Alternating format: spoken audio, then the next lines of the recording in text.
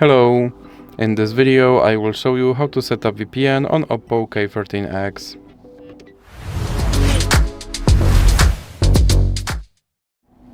So you have to start by opening your Google Play Store, then click on search bar and type in Turbo VPN and click search, and then select this application and click install.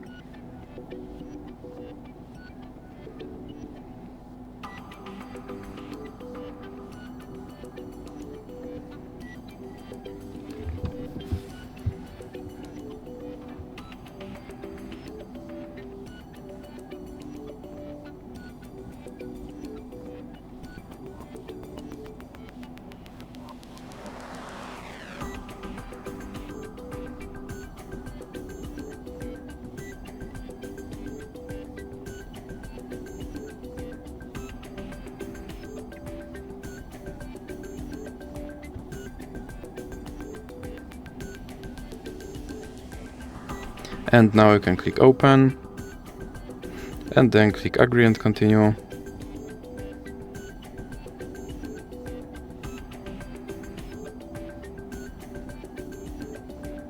Now you can close this ad and then click allow and click consent. Now click on this button to start your VPN, then click allow.